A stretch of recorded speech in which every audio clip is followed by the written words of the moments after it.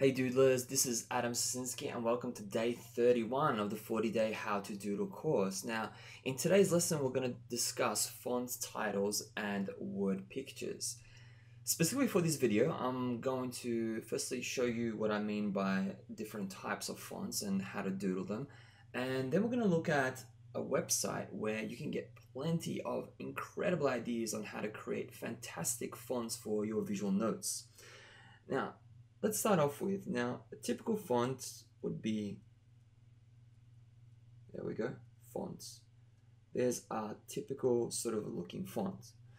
You can, of course, spice up your fonts a little bit by blocking them up, potentially. Font like that, and then we have the T like that. You can add, with fonts, you can also add like little buttons to them, little dots to spice them up. You can also turn fonts and make them three-dimensional. So kind of take them like that, like that, like that. Or you can, for instance, just add sort of shadows to fonts. Shadows like that, and that, like that. So shadows can be added to fonts, and you could even do lines, add lines on the outside of the fonts, like that, and that already gives it another type of characteristic. So there's a lot of things you can do fonts. You can even spice up your fonts by adding different kind of shapes on the outside. And I think the key is with all this, you could add a lot of details to your fonts, you could add a lot of different styles, but if you're taking, say, visual notes about something specific, like for instance Christmas, and you're using fonts, then you might want to, say, spice up your fonts with Christmas. So you might, for instance, make it look like a Christmas tree. So let's have a look here. If we have T, a T, sort of like that, and then kind of, okay, there's my T, and it kind of looks like a Christmas tree. And then you could hang some things from the Christmas tree to make it, it's just a quick sort of idea, but it gives you something to kind of work with. So the possibilities are endless when it comes to designing different types of fonts. And I guess the greatest value in creating different types of fonts for different situations is it just spices up your visual notes. And when your notes are spiced up, they're just more memorable. You remember them far more effectively than you would just standard fonts. Like if we were just to stick with standard fonts like I kind of did here. Of course, if you don't have a lot of time, then sticking to standard fonts is always a good thing. And then you can always spice it up, get back to it later.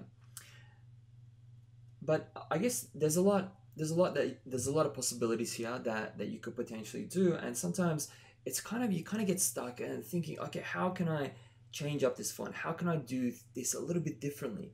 If you're one of those people who are stuck on ideas, and we're all there at one point or another, me in particular, and so what I would recommend is visiting the font website, and I've included a link below.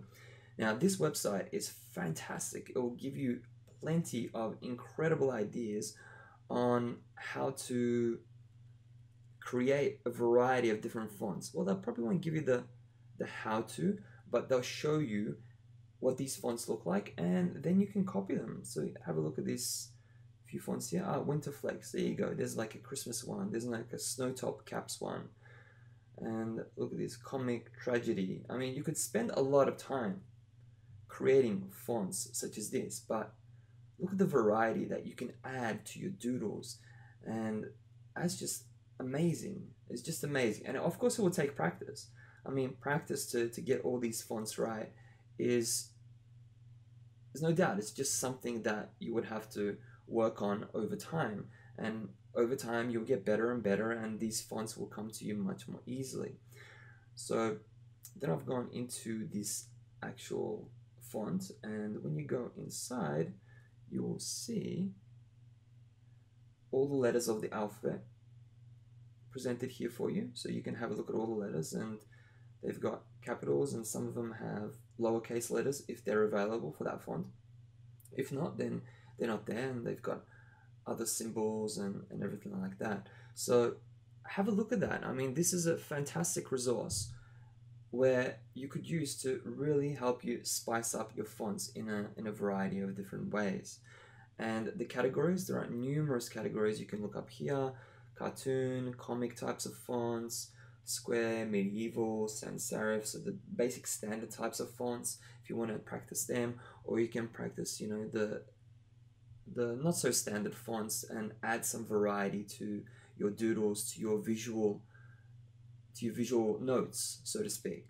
So there you go. There's a Pokemon font. So if you're actually doodling about Pokemon, then you can practice a Pokemon font and add that. Angry Birds font as well. Look at that. Angry Birds. Mickey Mouse. Mickey Mouse. Look at that. All these cartoons. Fantastic. What a great resource this can be for all of us. Caricature, look at that one. So you can add faces, and that's one of the things that I discuss in this lesson, where we actually create word pictures. And this is a great example of kind of like a word picture. If you want to caricature, so you would actually doodle faces on the actual font. So there you go. There are the faces, and for all these letters, look at that. It's fantastic resource, and it gets you thinking about things in a little bit of a different way, and gets you practicing your doodling skills from a slightly different sort of angle and perspective when you get involved in these types of fonts. So that's it. There you have it. That's pretty much what I had for this lesson for you. Below you will find more description about these types of fonts, about this website, and of course I have a challenge for you to doodle, to create word pictures using feathers, bricks, and hands. So good luck with that. I look forward to seeing your doodles, and as always, I look forward to seeing you or having you join me on the next lesson. Take care.